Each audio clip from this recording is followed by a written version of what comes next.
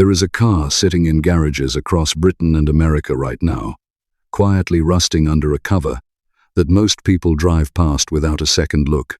Small, simple, almost modest next to the exotic machines Alfa Romeo is known for. And yet, without this one little coupe, the company that built some of the most beautiful racing cars in history might not exist today. This is the story of the Alfa Romeo Giulietta Sprint.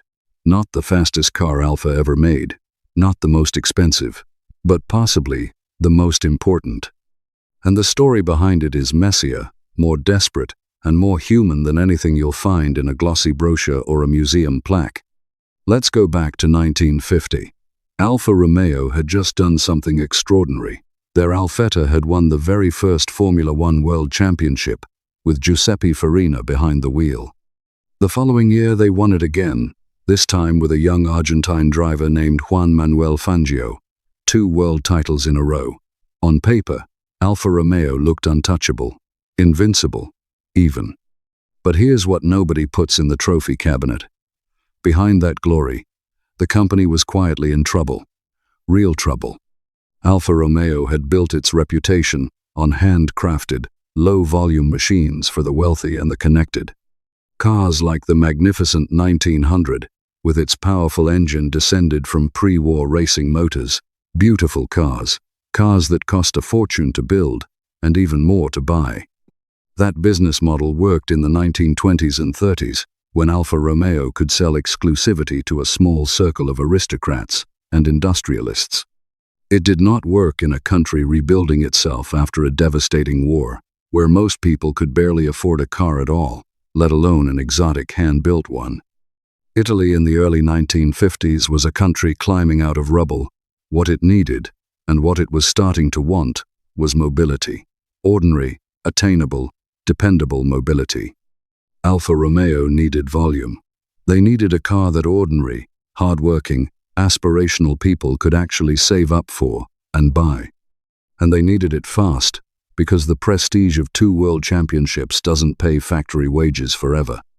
So management made a decision that, at the time, felt like a gamble with the company's very identity. They would build a smaller, mass-produced model, powered by a compact, technically advanced engine, rather than the exotic, expensive units of the past. A car for the many, not the few. It would carry a new name, one the company had never used before, not a number, not a code, like so many Alfas before it, a woman's name, Giulietta. Here's where it gets interesting, and where most retellings of this story quietly leave out the chaos. By early 1954, engineers had the mechanical side of the new Giulietta mostly sorted. A capable young engineer, named Giuseppe Busso, had developed a beautiful little twin overhead cam engine, just under 1,300 cubic centimeters, with an aluminum block and aluminum head. Advanced technology for an affordable car at the time. But the body of the planned 4-door sedan, the actual car people would see, sit in, and drive home, existed mostly as sketches and a handful of rough, unfinished prototypes. Nowhere near ready for production. And then, almost out of nowhere, a crisis. Alfa Romeo's part owner, the state holding company Finmeccanica, announced publicly that shareholders would soon be receiving their own Giulietta cars as a kind of reward for their investment. A generous gesture, in theory. The problem was simple and terrifying. There were no finished cars to give them. None. Suddenly, Alfa Romeo's leadership was staring down a public relations disaster created entirely by their own part owner's announcement. Vice President Giuseppe Luraghi had to move fast, and he had to move without a finished product. He brought in an engineer named Rudolf Ruska, who had previously worked with Porsche and Cisitalia, and had just been tasked with reorganizing the Portello plant for Giulietta production. Now he faced a nearly impossible new problem, and almost no time to solve it. Their solution was bold, maybe even reckless. Instead of waiting for the 4-door sedan to be finished, they would rush a coupe version into existence first, and instead of building it in-house, they would hand the job to an outside coach builder. That coach builder was Bertone, and the man they trusted with the design was a young stylist named Franco Scaglione. What Scaglione delivered broke from almost everything Alfa Romeo had done before the war. No heavy fenders, no decorative flourishes, borrowed from another era. Just a low, tight, aerodynamic shape, flush bodywork with no side steps or sculpted panels, a narrow shield-shaped grille flanked by two louvers up front, and a sloping rear window that made the whole car look like it was already in motion while sitting still at the curb. They called it the Giulietta Sprint, and on the 21st of April, 1954, it was unveiled to the public at the Turin Motor Show, painted a striking shade of blue. Nobody at Alfa Romeo was fully prepared for what happened next. Within days, over 2,000 orders came flooding in. Some accounts put the number even higher, north of 3,000 by the time the show closed its doors. Remember, this was a company that, weeks earlier, had nothing but sketches, a half-finished sedan, and a looming public relations scandal. Now they had a runaway hit on their hands, so big they actually had to suspend taking new orders, because there was simply no way to build the cars fast enough to meet demand. And that, right there, is the part nobody tells you when they talk about this car with soft nostalgia. The coupe that would go on to save Alfa Romeo very nearly wasn't ready in time to save anything at all. Before we go further, if you're finding this as fascinating as I do, take a second and hit subscribe. This channel is built around stories exactly like this one, real automotive history, the kind with genuine stakes, real financial danger, and real people making impossible decisions under enormous pressure. Drop a comment telling me what surprised you most so far. And if you know someone who'd appreciate a story like this, an old friend, a fellow enthusiast, someone who grew up admiring these cars, go ahead and share it with them. Now, back to the story, because it only gets more revealing from here. Production of the Sprint was, at first, painfully slow.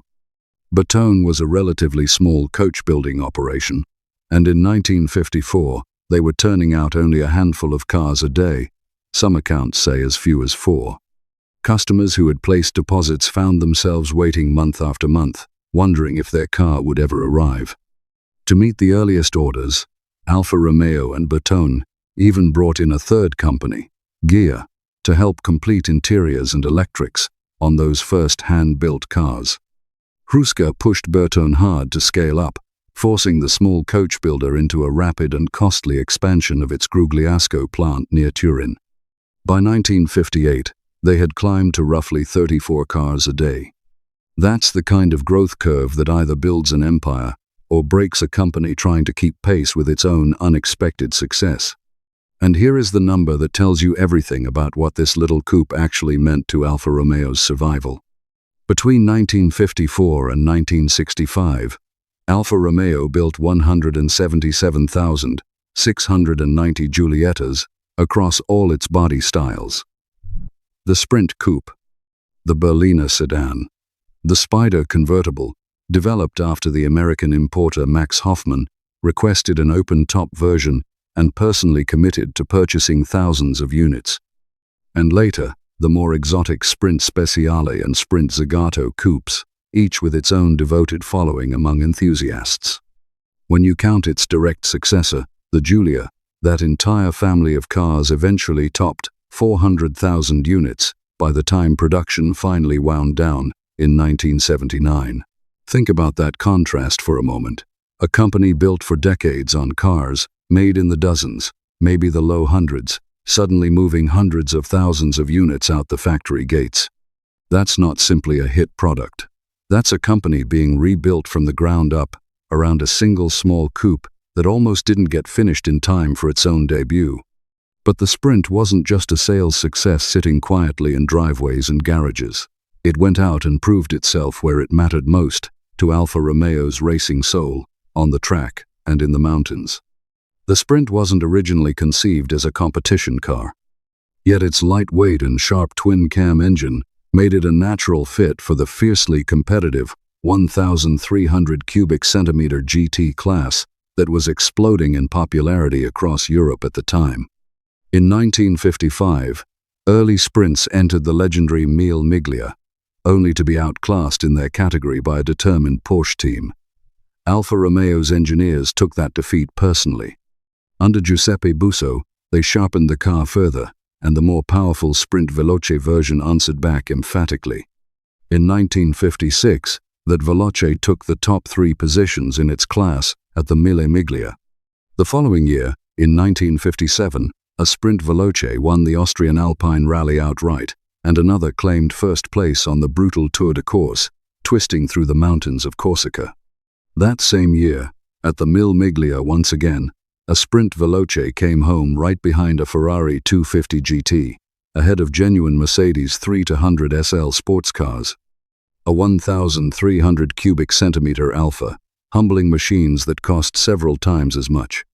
Here's the detail that always gets me. This was a small, twin overhead cam engine, just under 1,300 cubic centimeters, producing somewhere around 90 horsepower in its hottest road-legal Veloce form, thanks to 2 twin-barrel Weber carburetors and a raised compression ratio. Alfa Romeo's engineers even shaved weight wherever they could on the Veloce, bringing it down to roughly 780 kilograms. And with that combination, it was regularly humiliating cars that cost far more money and carried far bigger reputations. That's not marketing talk. That's what happened on actual mountain roads and actual finish lines, documented in period motoring press on both sides of the Atlantic. There's a softer, more human detail behind the name itself that's worth pausing on. 2 weeks before the Turin unveiling, Alfa Romeo staged a preview at their Portello plant in Milan for insiders and journalists. 2 actors, dressed as Shakespeare's Romeo and Juliet, stepped out of a helicopter in the factory courtyard as part of the reveal. That's how the Giulietta got her name, and how she earned the nickname the Italian press gave her almost immediately afterward, Italy's sweetheart. The first Alfa Romeo ever to carry a woman's name, at a moment when the country desperately needed something to fall in love with again. Not every version of the Sprint was built purely for speed either. Alfa Romeo also offered a gentler, more comfortable variant they called the Confortevole, featuring wind-down windows in aluminum frames, instead of the earlier sliding plexiglass panels, chromed hubcaps, and larger headlamps for buyers who simply wanted a stylish, well-mannered Grand Tourer rather than a weekend racer. Around 200 of these comfort-focused Sprints were built, a small reminder that this little coupe managed to be several different cars at once, depending on what its owner actually wanted from it. It's worth remembering, too, that the Sprint didn't stay the same car for its entire 11-year run. Early cars had a simpler curved windscreen and sliding plexiglass side windows, details collectors obsess over today, because so few original examples survive unmolested. By 1957, Alfa Romeo had introduced fixed quarter lights, and later cars gained wind-up windows and a longer wheelbase. Refinements that made the Sprint noticeably more civilized, without dulling what made it special in the first place. Under the skin, the engine kept climbing too, eventually growing to 1,570 cubic centimeters when the Sprint was folded into the Giulia lineup in the early 1960s, paired with a 5-speed gearbox borrowed from the newer sedan. By 1963, a right-hand drive Giulia Sprint sold in Britain for around £1,800, including the cost of converting it for local roads. Adjusted for inflation, that's something in the region of £33,000 in today's money, a serious sum for what was, underneath all that Italian glamour, still fundamentally an affordable family car's mechanical bones wrapped in a Bertone-built body. And the Sprint's influence didn't stop with the standard coupe. Bertone and Alfa Romeo pushed the same underpinnings even further with the Sprint Speciale, a lower, more aerodynamic 2-seater, also styled by Franco Scaglione, built for buyers who wanted something closer to a road-going race car. Zagato, another storied Italian coach builder, built their own lightweight interpretation too, the Sprint Zagato, shedding weight aggressively to chase outright performance. Neither of those cars would exist without the standard Sprint proving, first, that Alfa Romeo could sell a small coupe in genuine volume. The whole family tree, comfortable Confortevole models on one end, stripped-down Zagato racers on the other, grew from that single, Panicked decision made in early 1954 to rush a coupe to Turin before the sedan was even finished. Today, that history shows up directly in what these cars are worth. Clean, well-sorted Giulietta Spiders and Sprints have long since climbed past entry-level classic car status, prized by collectors precisely because of the racing pedigree and the design pedigree wrapped into one small, honest package. Restoring one properly is its own kind of history lesson. Owners who take on these projects run into details modern car buyers never think about. Dashboards made from painted sheet metal rather than plastic. British-sourced Lucas electrical components fitted to an Italian car for reasons nobody fully documented at the time, and windscreens that sometimes have to be specially reshaped by glass specialists just to match the exact curvature of a 1954 prototype. It's fiddly, often expensive work, but it's work people are still doing 70 years later, because the car underneath is worth the trouble. Now here's the part that deserves to sit with you for a second, because it's easy to lose in all the sales figures and lap times. Alfa Romeo, a company that had just won back-to-back Formula One World Championships, a company whose entire identity was built on speed, engineering brilliance, and exotic low-volume machines for the wealthy, was quietly running out of road, not on the track, in the boardroom, and in the bank accounts. It wasn't the World Championship-winning Alfetta that kept the lights on through the rest of the 1950s. It wasn't some thundering multi-cylinder Grand Tourer built for royalty and industrialists. It was a modest, 1,290 cubic centimeter coupe, rushed into existence in a matter of months to cover up an embarrassing public announcement, styled by a young designer nobody outside the industry had heard of yet, and built by a small coach builder that could barely keep up with the demand it had unexpectedly unleashed. That car is the reason Alfa Romeo had the revenue, the factories, and the confidence to go on and build everything that came after it. The Giulia sedan, the gorgeous Spider Duetto. Decades more of Italian engineering that car enthusiasts around the world still chase today, often paying far more for a clean, rust-free example now than the original owner ever imagined possible. There's a lesson buried in that, and it's one worth carrying with you long after this video ends. Sometimes the thing that saves you isn't the grand gesture, the championship trophy, the headline moment everyone remembers. Sometimes it's the smaller, humbler thing, built under pressure, with imperfect timing and absolutely no guarantee it would work. The Giulietta Sprint wasn't supposed to be Alfa Romeo's savior. It was supposed to be a stopgap, a quick fix for an embarrassing announcement made by someone else. Instead, almost by accident, it became the financial backbone of the entire company for the next decade. So the next time you see a Giulietta Sprint parked quietly at a classic car show, small and unassuming next to the bigger, louder Alfas around it, remember what it actually did. It didn't just carry Alfa Romeo through the 1950s. In a very real, very literal sense, it carried the company into its future, and every Alfa Romeo, built afterward, owes something to that little blue coupe, unveiled in Turin in April of 1954. If this story meant something to you, especially if you remember these cars from your own younger years, or once dreamed of owning one, do 3 things for me before you go. Subscribe to the channel so you don't miss the next story like this one. Leave a comment, and tell me what part stuck with you most. Maybe the helicopter unveiling. Maybe those Mille Miglia results against the Ferraris and Mercedes. Maybe the sheer nerve it took to rush a car to market in a matter of months, with a scandal breathing down their necks. And if you enjoyed this, share it with a friend who'd appreciate it too. Someone who understands why a small Italian coupe from 1954 still matters. There are more stories like this one coming, cars with real history behind the chrome, not just the brochure version. I'll see you in the next one.